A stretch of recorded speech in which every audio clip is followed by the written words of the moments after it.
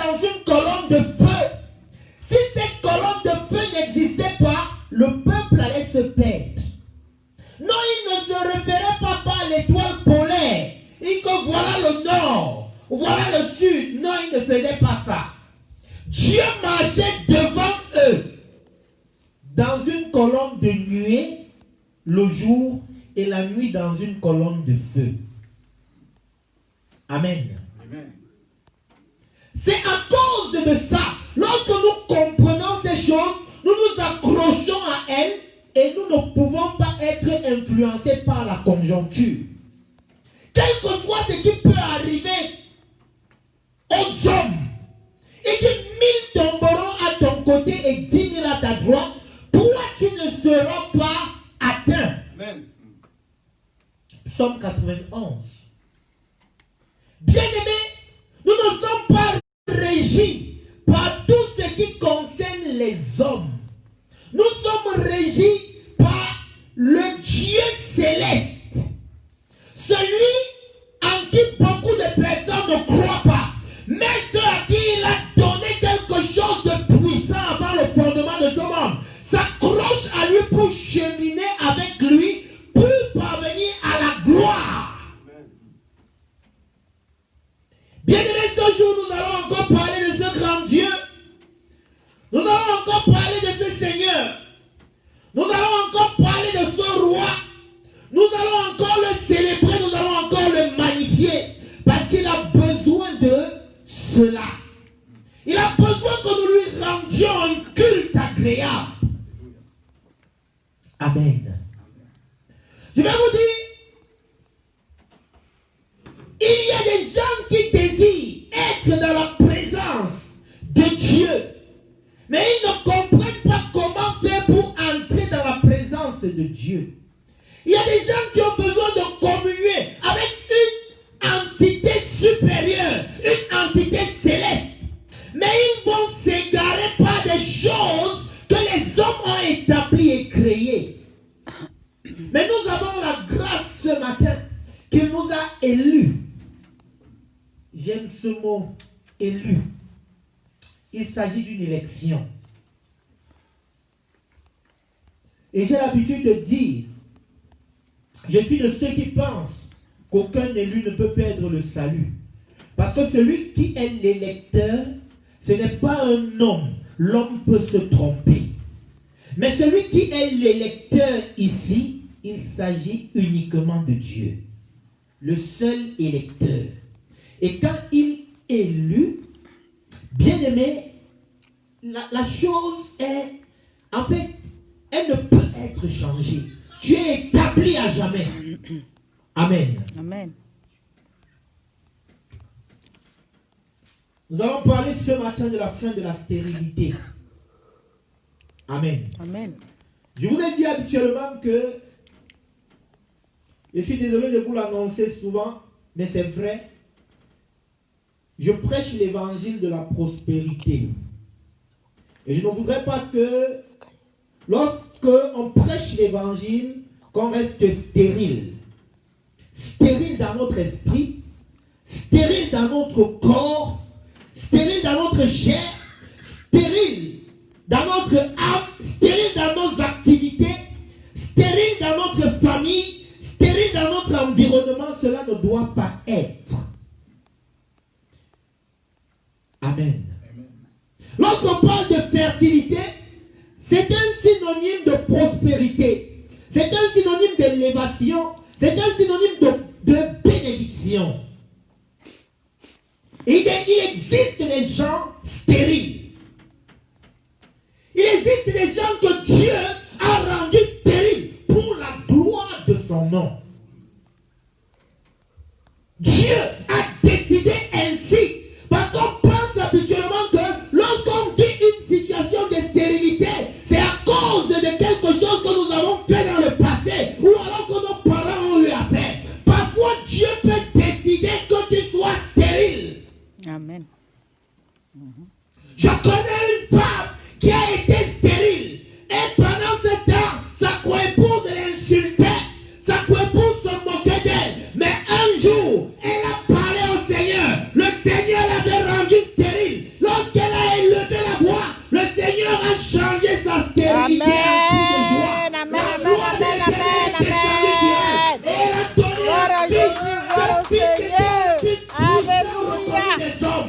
Alléluia. Et Samuel a pu apporter un nouveau vent, un nouveau souffle dans le peuple d'Israël. Amen. Et c'est cette femme qui l'avait accouché. Le Seigneur a fait quelque chose d'extraordinaire avec elle. Et tous les hommes pouvaient l'appeler mon Seigneur. Cet homme, on l'appelait mon Seigneur, le fils de la stérile. Bien-aimé, je ne sais dans quel domaine tu es dans le manque aujourd'hui, mais sache une chose, après cet enseignement, le Seigneur va changer quelque chose dans ta vie. Au nom de Jésus, je reçois. Il faudra que tu comprennes ton état. Pourquoi est-ce que je suis comme ça? Pourquoi est-ce que je vis cette situation? Pourquoi est-ce que je ne suis pas béni comme les autres? Bien-aimés, les autres peuvent être régis, bien-aimés, par les circonstances de la vie de la nature. Mais toi, ce n'est pas ton partage. Tu n'as pas descendu directement du trône de la grâce. Amen. Il faut quelque chose de spécial. C'est le Fils véritable, celui qui est le chemin, la vérité et la vie. Bien-aimé, quand tu l'as dans ta vie, le chemin est ouvert. Alléluia. Le ciel directement est focalisé sur toi. Amen. Parce que tu as le Fils en toi. Amen. Bien-aimé, quelque chose doit changer dans ta façon de faire, dans ta façon de prier. Ne prie pas, ne fais pas comme les autres. Alléluia. Amen. Fais selon le ciel. Alléluia. Luc chapitre 1.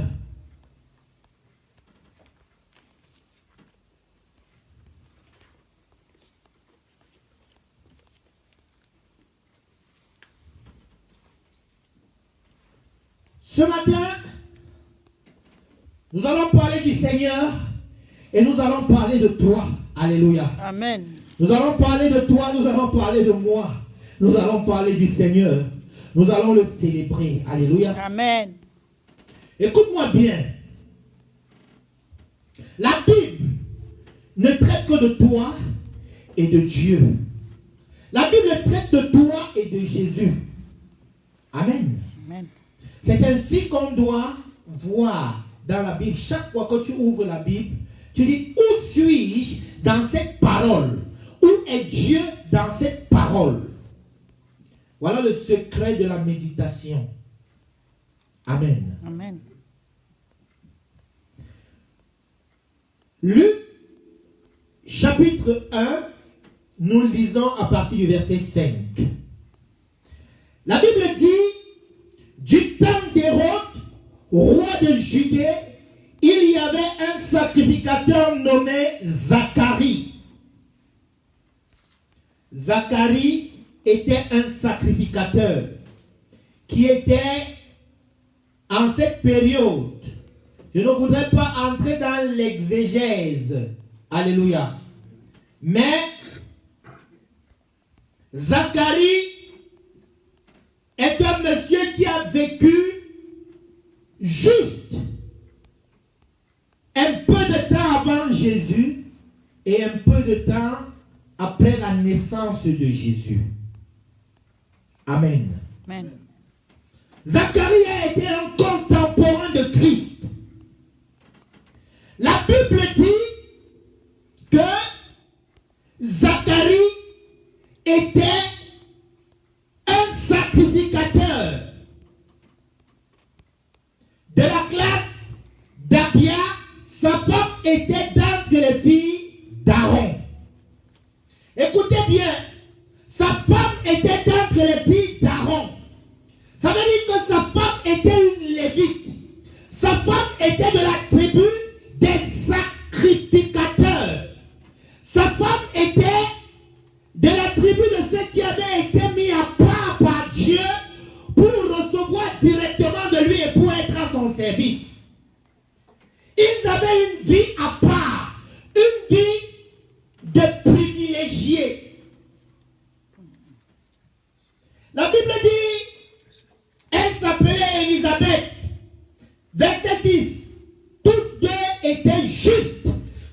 Dieu, observant d'une manière irréprochable tous les commandements et toutes les ordonnances du Seigneur. Bien-aimé, ce passage doit te faire peur. Regarde ta vie. Es-tu juste devant le Seigneur? Est-ce que tu mets en pratique tout ce que la parole de Dieu dit? Mais la Bible dit que cette femme et cet homme étaient tous justes devant le Seigneur. Alléluia. Amen. Ils mettaient en pratique tout ce que la parole disait. Ça c'est grave, hein? Regarde-toi. Regardons-nous. Est-ce que nous faisons véritablement ce que la parole de Dieu dit? Est-ce que nous sommes justes? Qui est juste ici? Qui est juste? Qui est saint ici? Qui est saint? Bien-aimés, nous sommes une assemblée de saints. Amen. Nous sommes saints, tous. Parce que nous ne sommes pas saints à cause de ce que nous faisons, à cause de ce que nous disons, mais nous sommes saints à cause de celui en qui nous avons cru. Alléluia. Amen. Jésus nous a sanctifiés, il nous a rendus saints. Nous ne sommes pas parfaits, mais nous sommes saints. Il dit, ces choses ont été écrites pour la perfection des saints. Alléluia. Amen. Ça veut dire que nous ne sommes pas parfaits, mais nous sommes saints. Également à cause de la parole de Dieu en nous, qui est Jésus-Christ, nous sommes justes. C'est pour ça qu'il dit, le juste vivra par la foi. Alléluia. Le juste vivra par ce en quoi il aura cru. Le Christ habite en nous, alors nous sommes justifiés. Le droit accusateur n'a plus de pouvoir sur notre vie. Alléluia. Bien-aimé, tu es juste. Tu es saint. Alléluia. Il y a quelqu'un qui m'avait demandé. Ça fait de cela plusieurs années, beaucoup d'années. Tu es juste. Tu veux dire que tu es juste? Je lui dis oui, je suis juste. Hey, regardez. Il dit qu'il prêche la parole, il dit qu'il est juste. Je dis que je suis juste. Laisse que je t'explique, je suis juste. Non, je ne veux rien entendre. Hey, tu veux dire que tu es saint? Oui, je suis saint. N'aie pas peur de proclamer cela. Le diable voudrait que tu ne proclames pas ces choses. Amen. Mais tu te dois de les proclamer. Alléluia. Amen.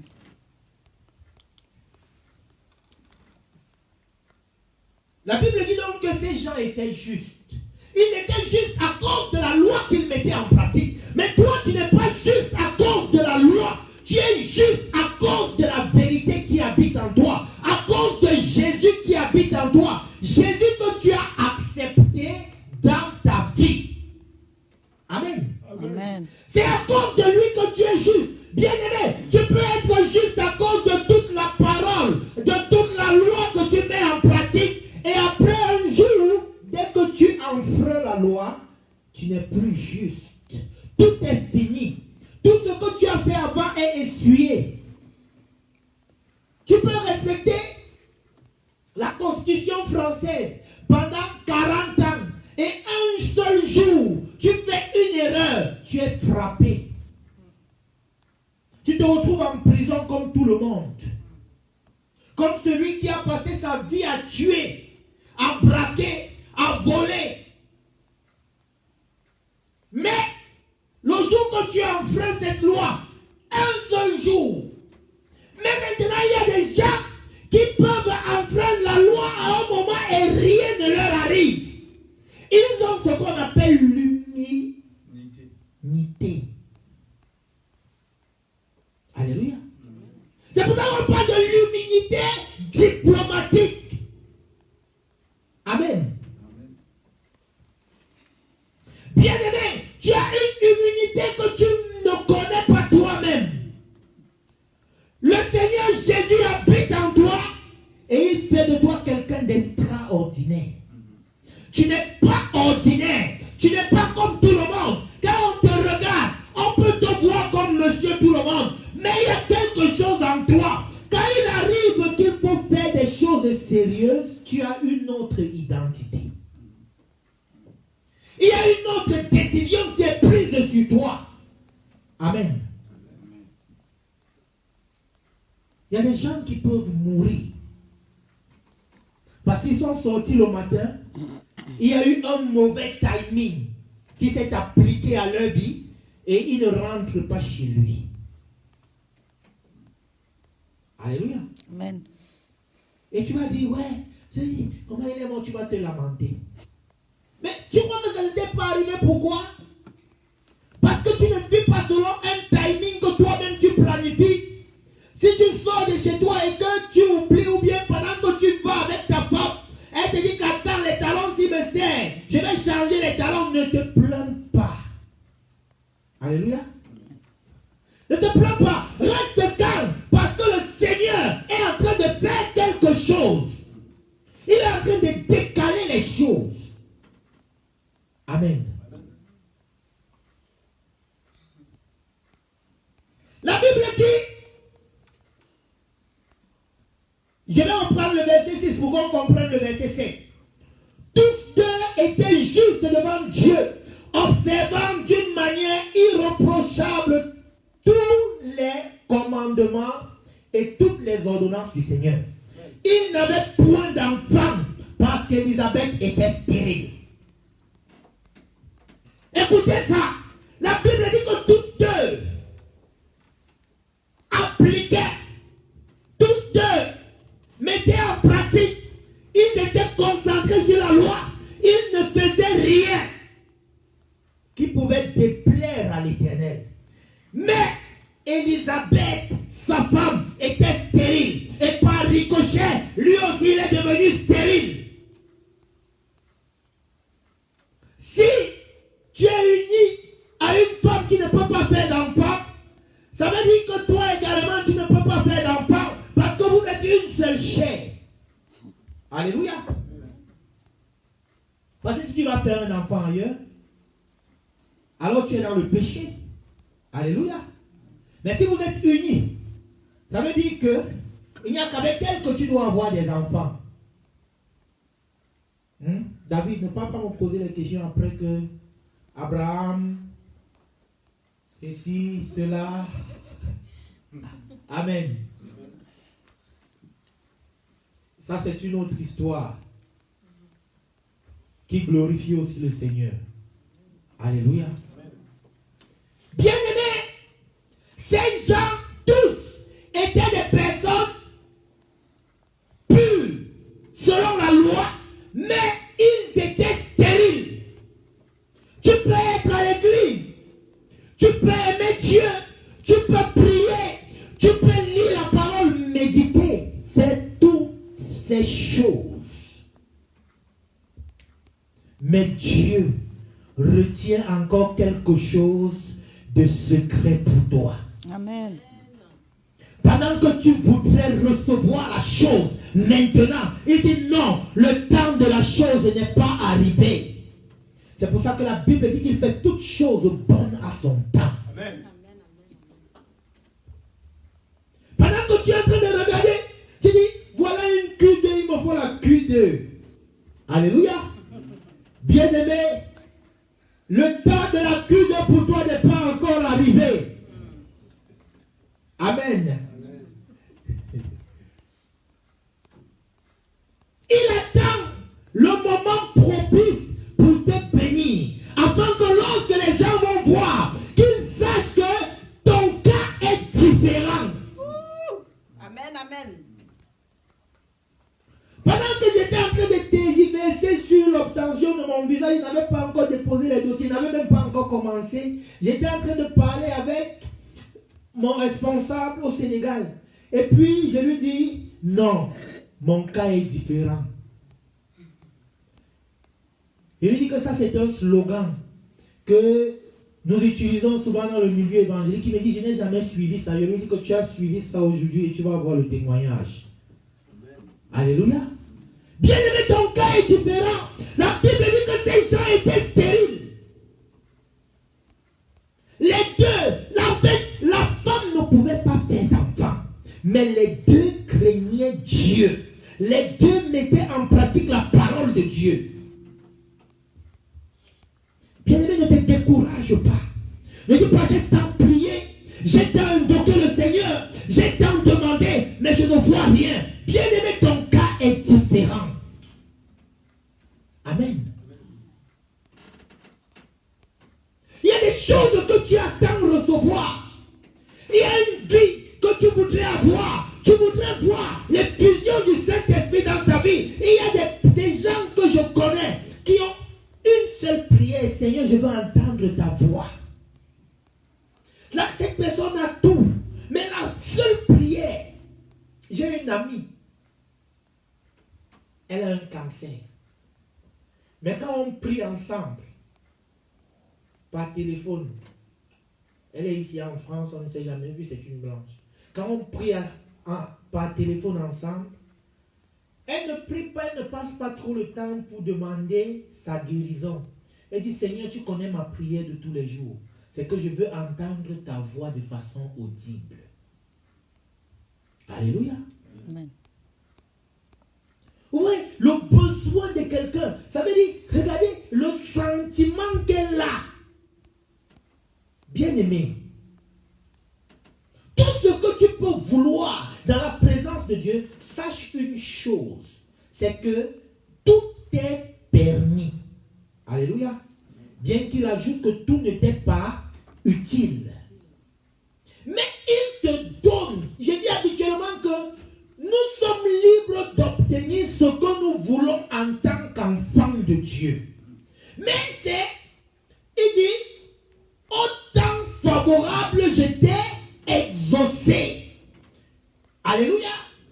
Et il identifie le temps favorable. Quand il dit voici le temps favorable, c'est qu'il est en train d'exaucer quelque chose dans ta vie. Amen. Reste dans la présence de Dieu. Ne te détourne pas du Seigneur. Reste les yeux fixés sur lui. C'est de lui que te vient le bonheur. C'est de lui que te vient la paix. C'est de lui que te viennent les réponses à tes prières. Amen. Amen.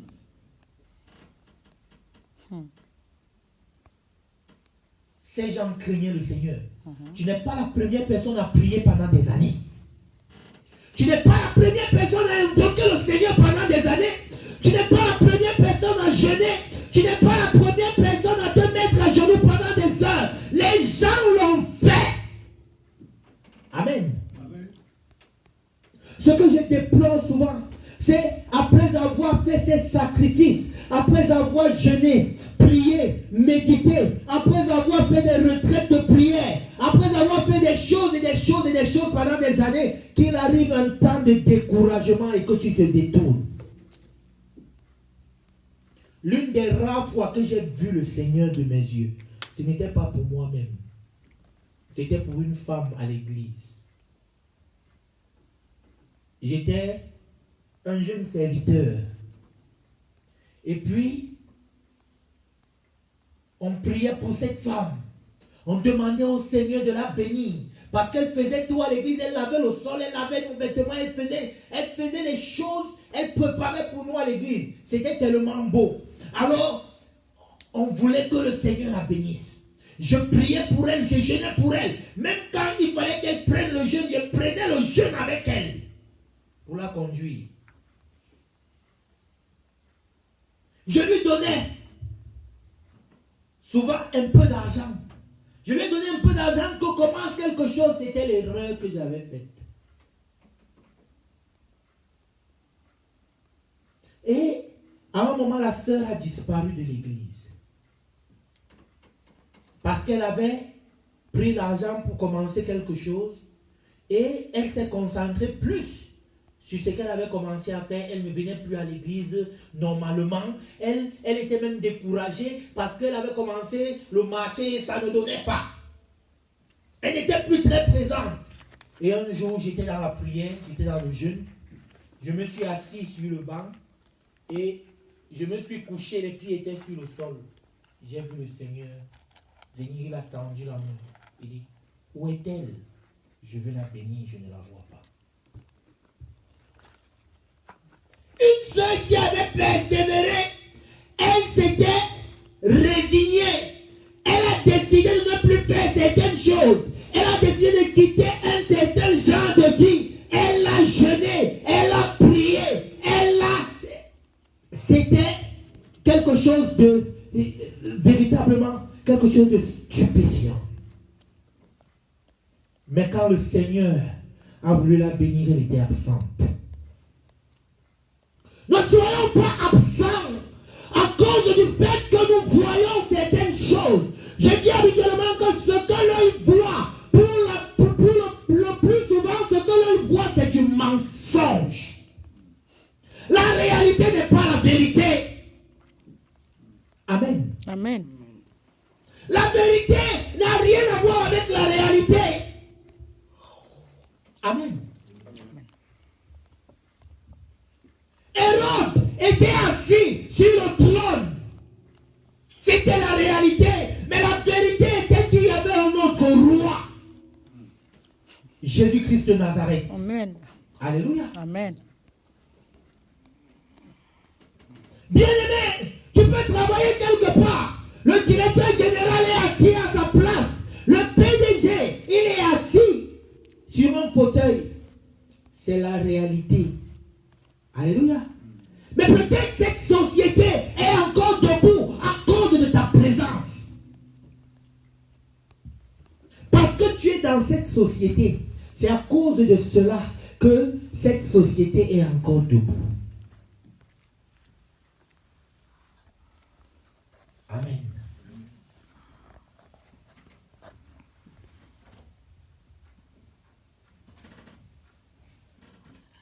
La Bible dit, il n'avait point d'enfants parce qu'Élisabeth était stérile. Et ils étaient l'un et l'autre avancés en âge. Ils étaient disqualifiés. Amen. Ils étaient disqualifiés. Il n'y avait plus. Ne viens pas. J'ai compris, c'est bon. Amen.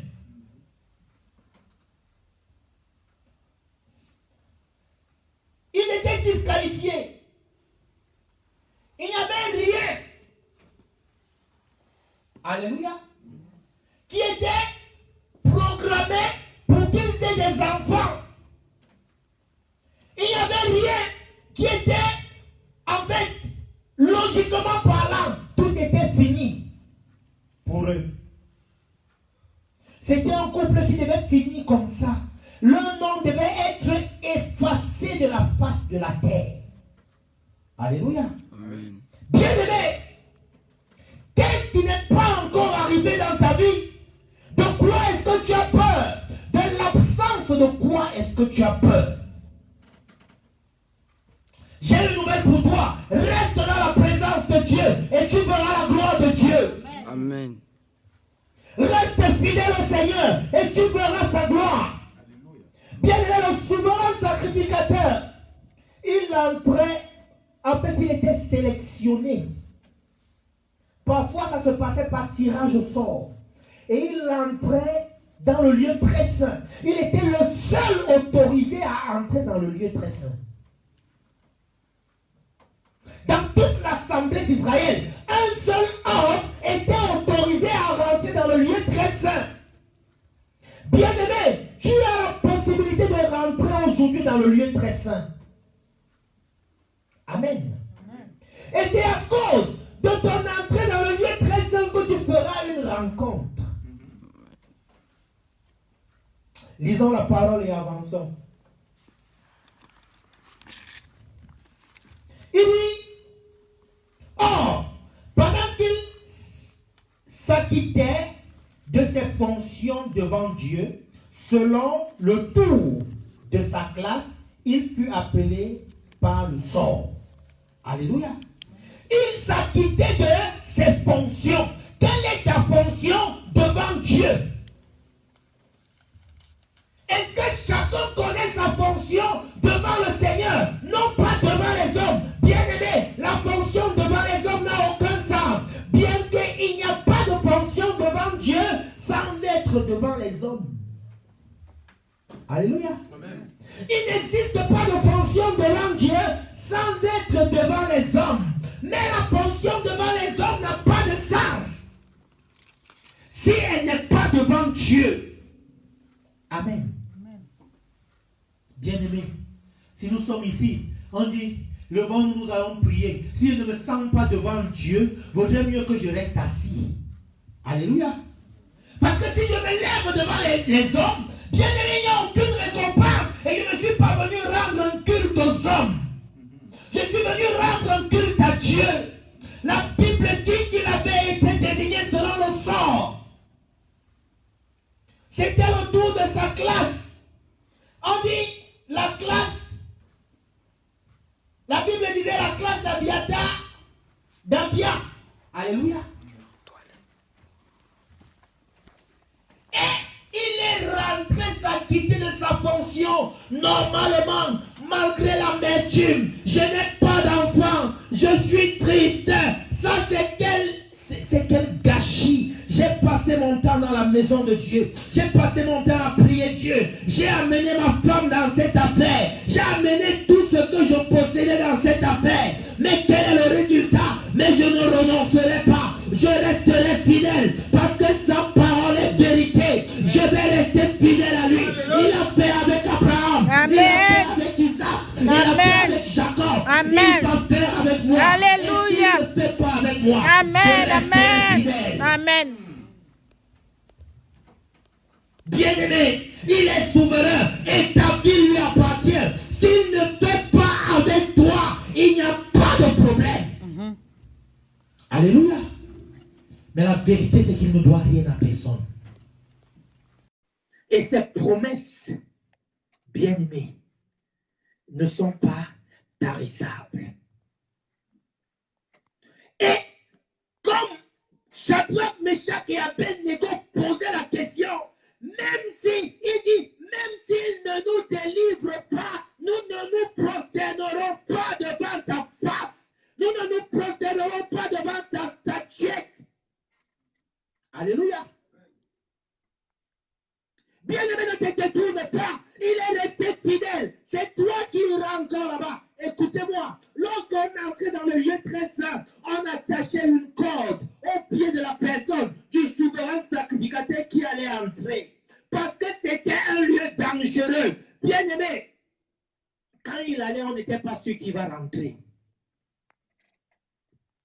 Parce que le Seigneur pouvait le tuer. Alléluia. Amen. Et si le Seigneur le tuait, on devait tirer la corde pour le ramener parce qu'il n'était pas permis que les gens s'introduisent là-bas n'importe comment. Mais aujourd'hui, tu as la possibilité d'entrer dans le lieu très saint. Lisons la suite pour comprendre. Je fais attention au temps quand même. La Bible dit, d'après la règle du sacerdoce, à entrer dans le temple du Seigneur pour offrir le parfum. Toute la multitude du peuple était dehors en prière à l'heure du parfum. Alors l'ange du Seigneur apparut à Zacharie et se tint debout à droite de l'autel des parfums. Zacharie fut troublé en le voyant et la frayeur s'empara de lui. Mais l'ange lui dit, ne crains point, Zacharie, car ta prière a été exaucée. Ta femme Élisabeth enfantera un fils et tu lui donneras le nom de Jean. Ta